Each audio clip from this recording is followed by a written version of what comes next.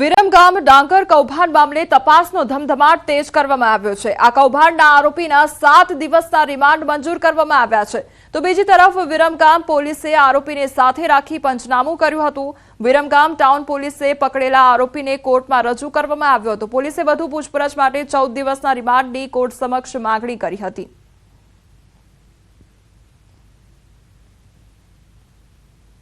સુરેન્દ્રનગરમાં લાખોના ખર્ચે vermi compose plant બનાવવામાં આવ્યા, પરંતુ આ પ્લાન્ટ શોભાના ગાંઠિયા સમાન છે। સુરેન્દ્રનગર, દુધરેજ, વઢવાણ સંયુક્ત નગરપાલિકા તંત્ર દ્વારા બે અલગ-અલગ વિસ્તારમાં અલગ-અલગ 2 જગ્યાએ તંત્ર દ્વારા લાખોના ખર્ચે વર્મી કમ્પોઝ પ્લાન્ટ બનાવવામાં આવ્યા છે, પરંતુ બંને પ્લાન્ટ હાલ માત્ર ડમ્પિંગ સાઇટ બની ગયા છે, જ્યાં માત્ર ગામના ધન કચરાનો જ નિકાલ કરવામાં આવે છે, પરંતુ કોઈ પણ જાતની ઉપયોગી વસ્તુઓ સહિત જૈવિક ખાતર બનાવવામાં ન આવતા પ્રદૂષણ ફેલાઈ રહ્યું છે। આ અંગે તંત્ર દ્વારા યોગ્ય કાર્યવાહી કરવામાં આવે તેવી માંગ પણ ઉઠી છે। એ ડમ્પિંગ સાઇટોમાં કચરાના ઢગલા થાય છે, પણ એ કચરાના નિકાલ માટે કચરાનું કોઈ આયોજન કરવામાં આવતું નથી। અવારનવાર ત્યાં આગ લાગે છે, અહીંયા આગ બુઝાવવા માટેની કોઈ ફાયરની સુવિધા નથી, મોટરો બંધ છે ત્યાં તમે જાઓ તો, એટલે એ પ્રદૂષણયુક્ત ધુમાડો શહેરમાં આવે ને લોકોને બીમારીના ખપ્પરમાં નાખવાની આ યોજનાઓ એવું લાગે છે। એના નિકાલ માટે સરકારશ્રી તરફથી વહીવટી મંજૂરી મળી ગયેલી છે અને હવે ટેન્ડરિંગ કરી એના નિકાલ માટેની પ્રક્રિયા હાથ ધરેલ છે અને આગામી લગભગ 7 થી 8 મહિનામાં એનો સંપૂર્ણપણે નિકાલ કરવાનું આયોજન છે। ભાવનગરમાં મોતીબાગ ટાઉન હોલ, મહિલબાગ સહિત અનેક વિસ્તારોમાં લારી ગલ્લા સહિતના ભંગારનો ઢગલો થતા શહેરીજનોમાં રોષ વ્યાપ્યો છે। નિર્મળનગર વિસ્તારમાં ગેરેજમાં છેલ્લા ઘણા વર્ષોથી લોખંડનો ભંગાર સડી રહ્યો છે। પાલિકા દ્વારા ડિમોલિશન કરાયેલા ભંગારનો મોટા પ્રમાણમાં ખડકાયેલો જોવા મળી રહ્યો છે જથ્થો અને માલ સામાનનો યોગ્ય નિકાલ કરવામાં ન આવતા હાલ અહીં મોટા પ્રમાણમાં મચ્છરોનો ઉપદ્રવ જોવા મળી રહ્યો છે, જેને લઈને રોગચાળો વધુ માથું ઉચકી શકે તેમ છે। સ્થાનિકો આ ભંગારને દૂર કરવાની માંગ પણ કરી રહ્યા છે। બરોબર, મહાનગરપાલિકા તરફથી જે કંઈ પણ આપણે ડિમોલેશનમાં કોઈ પણ જે આવેલું છે લારી છે કે તે બધું સામાન જે છે એ અહીંયા બધી એક સાથે અહીંયા ખડકલા કરેલા છે 1 વર્ષ દિવસથી, તો જે તે વ્યક્તિઓ ના હોય તે લોકોના દંડ લઈ લ્યો અને બીજી જગ્યાએ સ્થળાંતર કરી દો। કે ઉપર અત્યારે સૌથી સારામાં સારા પક્ષીઓ પણ ત્યાં વસવાટ કરે છે, તો એના બચ્ચા પણ ઘણીવાર ત્યાં મરી જાય છે, મચ્છરનો પણ એટલો ઉપદ્રવ થાય છે અને આ જે ઇતિહાસની જે ધરોહર સમાન જે આ ટાઉન હોલ છે એને પણ ક્યાંક ને ક્યાંક જો નુકસાન થતું હોય એવું અમને જણાઈ રહ્યું છે। આ ટાઉન હોલ કે મહિલા બાગ હોય ત્યાં આખા ભાવનગરનો ભંગાર ખાનો બનાવી દીધો છે। અનેક વાર રજૂઆત કરવા છતાં બીજી કોઈ જગ્યા કોર્પોરેશનની મળતી નથી। ભાવનગરના હૃદય કહેવાય એવા ટાઉન હોલ એની શોભા બગાડી નાખી છે। અમદાવાદના ગોમતીપુરમાં મેગા ડિમોલિશન હાથ ધરવામાં આવ્યું અને એક સાથે 120 કોમર્શિયલ એકમ અને 45 જેટલા રહેણાંક મકાનો પર બુલડોઝર ફરી વળ્યું છે। સંવેદનશીલ વિસ્તારમાં કડક બંદોબસ્ત વચ્ચે ડિમોલિશન કામગીરી કરવામાં આવી। 115 કોમર્શિયલ એકમ જ્યારે 10 ધાર્મિક સ્થાન અને 45 જેટલા રહેણાંક મકાન દૂર કરવામાં આવ્યા હતા। એસ્ટેટ અને નગર વિકાસ ખાતાના પૂર્વ, ઉત્તર અને મધ્ય ઝોનના પોલીસ વિભાગના 500 સ્ટાફ, 4 જેસીબી, 30 બ્રેકર મશીન તેમજ 6 ગેસ કટર મશીન અને 6 દબાણ ગાડી સાથે 60 કારીગરો દ્વારા દબાણ હટાવવાની કામગીરી કરવામાં આવી હતી। બીજી તરફ કોંગ્રેસ કાઉન્સિલર ઇકબાલ શેખે દબાણ કામગીરીમાં તંત્ર દ્વારા ભેદભાવ થતા હોવાની માહિતી આપવામાં આવી હતી। અમદાવાદ મ્યુનિસિપલ કોર્પોરેશન દ્વારા જીપીએમસી એક્ટ 212(2) મુજબ સ્ટેન્ડિંગ કમિટીની મંજૂરી મેળવી 2007ની અંદર નોટિસ આપવામાં આવેલી હતી। આરડીપીની રોડ લાઇનની નોટિસ આપવામાં આવી હતી। 120 કોમર્શિયલ બાંધકામ છે અને 45 રેસિડેન્ટ બાંધકામનો અમલ કરી રહ્યા છે। પ્રોસેસમાં અંદર હાઈકોર્ટ મેટર થયેલી હતી અને હાઈકોર્ટે જજમેન્ટ 2008માં બી આપેલું હતું અને તાજેતરમાં બી નામદાર કોર્ટની અંદર પિટિશન કરવામાં આવી હતી, એમાં બી હાઈકોર્ટે ચુકાદો આપેલો છે અને એ અન્વયે કામગીરી કરીએ છીએ। આ યોગ્ય ના કહેવાય, એમને વળતર મળવું જોઈએ। એમને 40% અહીંયા જે 3 મિલની જગ્યા છે એમાં જગ્યા મળવી જોઈએ અને વળતરની સાથે સાથે અહીંયા 100 વર્ષથી 50 વર્ષથી જે લોકો ઉપર દળમાં રહે છે, માલિક જમીનના કોઈક બીજા છે, ઉપર દળમાં કોઈક બીજા છે, તો બંનેને જે પ્રમાણે મેટ્રોએ કર્યું છે 40-60 એ પ્રમાણેનો ભાગ કરીને એમને યોગ્ય વળતર મળે એવી અમારી લાગણી છે।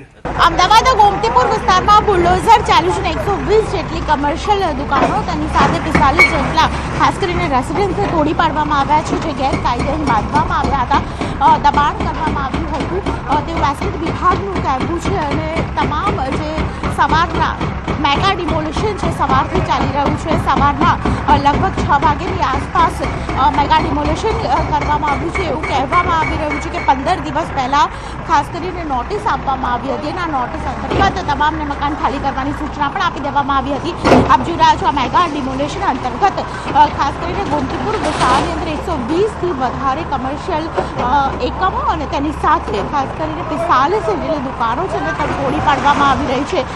દાદાનું બુલડોઝર ફરી એકવાર ગોમતીપુર વિસ્તારમાં ચાલ્યું છે કે જેમાં કહી શકાય કે વિસ્તારની અંદર જે પ્રકારે દબાણ કરવામાં આવ્યું હતું તે તમામ દુકાનો એકમો તમામને પાડી નાખવામાં આવ્યા છે. મેગા ડિમોલિશન દરમિયાન પોલીસનો બંદોબસ્ત પણ ગોઠવાયો છે. કેમેરા પર્સન અમિત શર્મા સાથે દીપિકા કુમાર, ન્યૂઝ 18 ગુજરાતી, અમદાવાદ. તો અમદાવાદમાં ડિમોલેશનની કામગીરી હાથ ધરવામાં આવી છે, ત્યારે કડક બંદોબસ્ત વચ્ચે આ ગેરકાયદેસર દબાણો જે છે તે દૂર કરવાની કામગીરી હાથ ધરવામાં આવી છે. ગોમતીપુર વિસ્તારના આ દ્રશ્યો કે જ્યાં ગેરકાયદેસર બાંધકામો હટાવવાની કામગીરી થઈ રહી છે.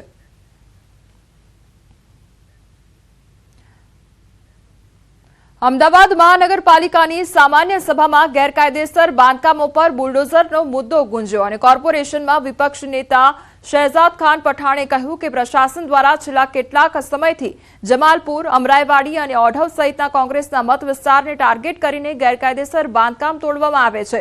બોડકદેવ, પાલડી, મોટેરા જેવા વિસ્તારોમાં ગેરકાયદેસર દબાણો પર બુલડોઝર ક્યારે ફરશે તેમ તેમણે સવાલ કર્યો. સ્ટેન્ડિંગ કમિટીના ચેરમેન દેવાંગ દાણીએ આરોપોને નકાર્યા છે.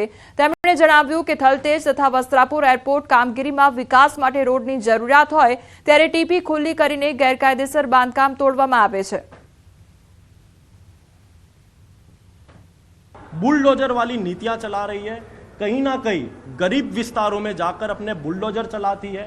उन गरीबों को मकान देने में नहीं आते, 10 दिन पहले नोटिस दी जाती है और तोड़ दिया जाता है. ऐसे कई किस्से एक महीने में और पिछले 2 महीने में सामने आए हैं. आज कांग्रेस पार्टी ने इस बात का विरोध किया है. જ્યારે કોંગ્રેસ જ્યારે આ આરોપ લગાવ્યા બિલકુલ પાયા વિહોણા છે. અલગ અલગ જગ્યામાં જ્યારે રોડ ડેવલપમેન્ટની જરૂરિયાત પડતી હોય છે ત્યારે મહાનગરપાલિકા દ્વારા 210, 212ની નોટિસ આપી ત્યાં આગળ રોડને ખુલ્લા કરવામાં આવતા હોય છે. વિદ્યાર્થીઓમાં બોર્ડની પરીક્ષાનો ડર ઓછો થાય તે હેતુથી મહેસાણાની એક ખાનગી શાળાએ નવતર પ્રયોગ કર્યો છે. ધોરણ 10ના વિદ્યાર્થીઓ માટે શાળા દ્વારા પ્રી બોર્ડ એક્ઝામનું આયોજન કરવામાં આવ્યું. બોર્ડ એક્ઝામમાં બારકોડ સ્ટીકર કેવી રીતે લગાવવા, ખાખી સ્ટીકર કેવી રીતે લગાવવા તે સહિતની તમામ માહિતીથી પરીક્ષાર્થીઓ માહિતગાર થયા. વિદ્યાર્થીઓ પણ આ આયોજનથી ખુશ છે અને તેમનામાં બોર્ડની પરીક્ષાનો ડર દૂર થયો તેમ જણાવી રહ્યા છે. પ્રી બોર્ડ એક્ઝામ લેવાથી અમારો એક્ઝામ ફોબિયા હતો એ ખૂબ દૂર થયો. સપ્લિમેન્ટરીમાં કઈ રીતે લખવું, કઈ રીતે માહિતી ભરવી, સુપરવાઇઝર જોડે કઈ રીતે વાત કરવી અને બધી સ્ટીકર કઈ રીતે લગાવવા એ બધાની અમને માહિતી ખબર પડી. અને સ્પીડ રાઇટિંગ કરવાથી તમે 3 કલાકમાં આરામથી 2 પેપર લખી શકીએ. તેના માટે સ્પીડ રાઇટિંગ કરાવ્યું.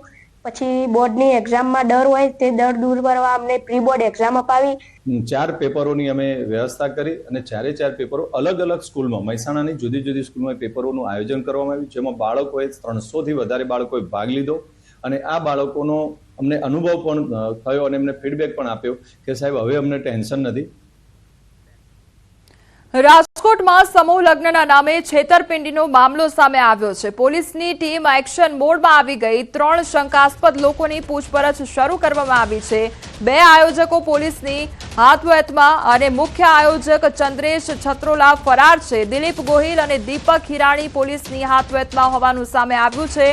તો સમૂહ લગ્નના આયોજકોના ઠેકાણા અને ઘર ઉપર પોલીસે તપાસ કરી.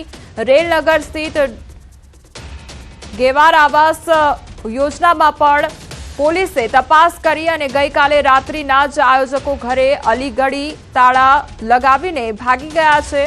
તો 3 આયોજકોના નજીકના સગા અને સ્નેહીઓનો પોલીસ સંપર્ક કરી ફરાર આયોજકોને દબોચી લેવા કાર્યવાહી કરી રહી છે. ટૂંક સમયમાં આયોજકો પૈકી એક હાથમાં આવે તેવું શક્યતા વ્યક્ત થઈ રહી છે. તો મવડી સ્થિત એક આયોજકની દુકાન અંગે પણ પોલીસે તપાસ હાથ ધરી છે.